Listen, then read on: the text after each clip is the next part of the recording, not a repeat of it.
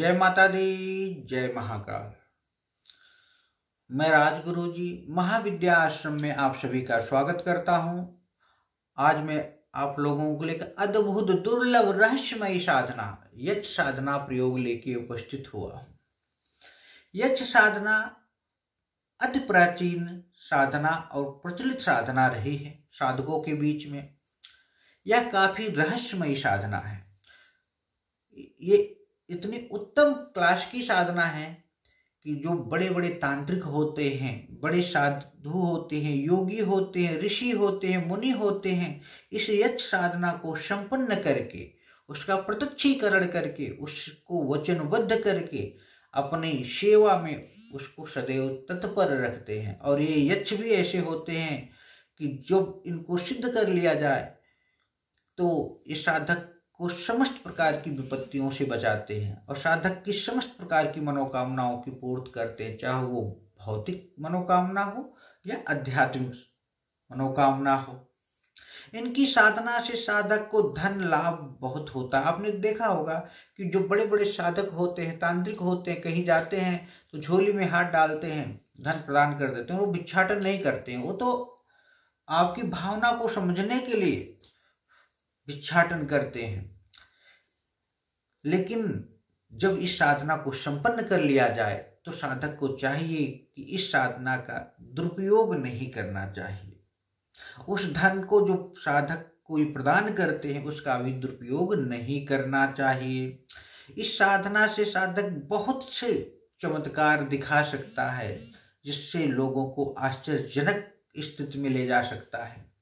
किसी छोटी मोटी वस्तु को मंगा देना, किसी के बारे में बता देना, किसी की रक्षा करना यक्ष साधक के लिए बाएं हाथ का खेल होता है। यदि ये पूर्णतः प्रसन्न हो जाएं तो स्वयं ही साधक को धनवान बना देते हैं, साधक की समस्त प्रकार की इच्छाओं की पूर्ति करते हैं, साधक को सर्वत्र ज्ञान काल ज्ञान का आभास करा देते हैं। अगर ये खुश हो जाएं तो सट्टे का, लॉटरी का, कैसीनो का नंबर भी बता देते हैं। ये साधक की क्षमता, समर्पण, आस्था, विश्वास के ऊपर डिपेंड करता है कि वो इस साधना को किस रूप में संपन्न करता है। अगर इनको सिद्ध कर लिया जाए और इनकी शक्ति का दुरुपयोग ना किया जाए तो ये कुछ ही दिनों में साधक को करोड़पति भी बना देते हैं। यह अद्भुत साधना है, यह प्रत्यक्षीकरण साधना है। मैंने एक चीज देखा है, कभी कभी लोग कहते हैं गुरु जी हमने साधना की लेकिन वो प्रत्यक्षीकरण नहीं हुआ। हो सकता है आपके अंदर वो चैतन्यता ना हो, वो ऊर्जा उत्पन्न ना हो, इसलिए वो प्रत्यक्ष नहीं। लेकिन याद रखना, वो प्रत्यक्ष नहीं हुए तो कोई बात नहीं।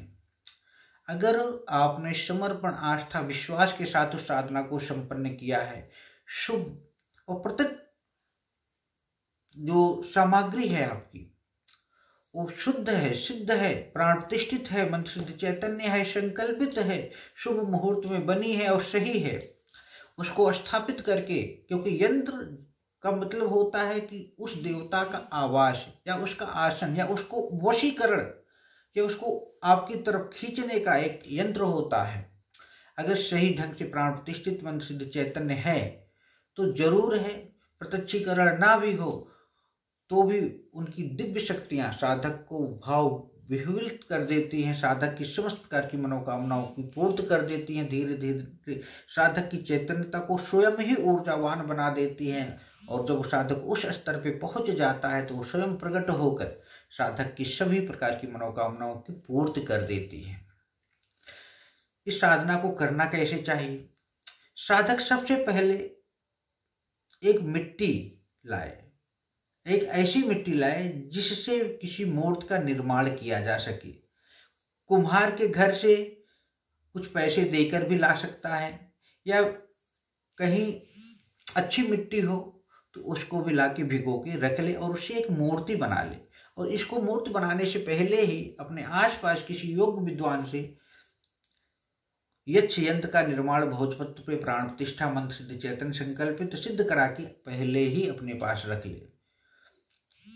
उसके बाद लाल रंग के कपड़े, जो लाल रंग का कपड़ा है उससे मुकुट बना दे उस पुतले का, मूर्ति का मुकुट बनाए, यानी राजशाही बाल गोपाल जैसा होता है उस तरह का मुकुट बना देना चाहिए।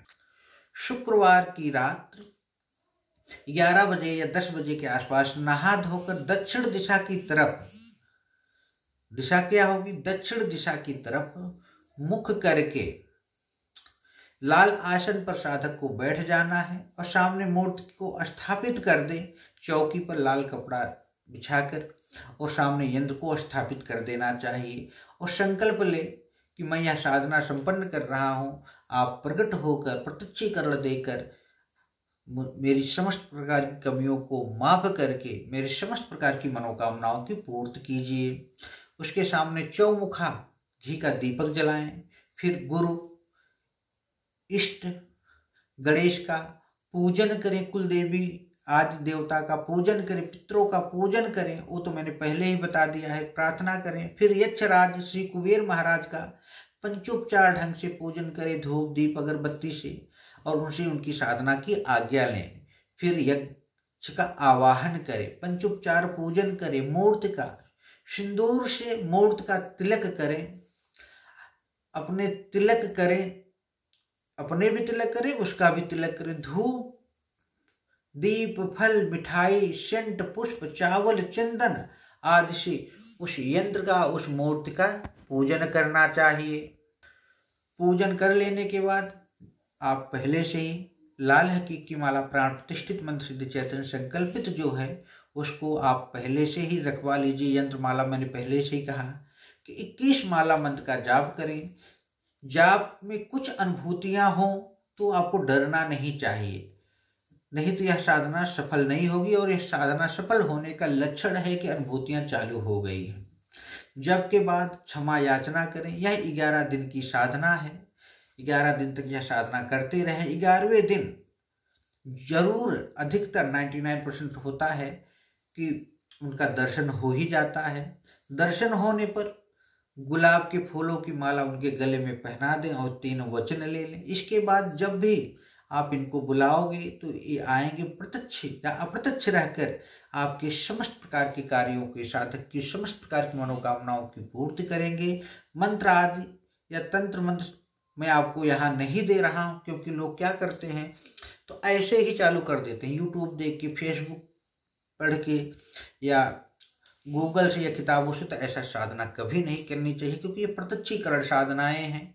अगर आप जो मंत्र का जाप करते हैं तो उस देवता का आवाहन करते हैं, उस देवता का आवाहन करने के बाद उसका आसन, उसका यंत्र या उसको मान सम्मान के साथ वो चीजें नहीं मिलती हैं तो क्रोधित होकर कभी कभी वो साधक को आहित कर देते हैं। तो ऐसा कभी नहीं करना चाहिए। बिना यंत्र माला की कोई भी साधना जीवन में संपन्न नहीं करनी चाहिए। साथ ही साथ अपने गुरु से मार्गदर्शन जरूर लेना चाहिए। कोई दिक्कत हो, आपको कोई परेशानी हो तो आप हमसे या हमारे महाविद्या आश्रम से भी संपर्क कर सकते हैं, या अपने आसपास किसी योग्य गुरु से भी मार्गदर्शन प्राप्त कर सकते हैं। तो इसी तरह आप हमारे महाविद्या आश्रम चैनल को लाइक करें, शेयर करें, सब्सक्राइब करें। जय माता दी, जय महाकाल।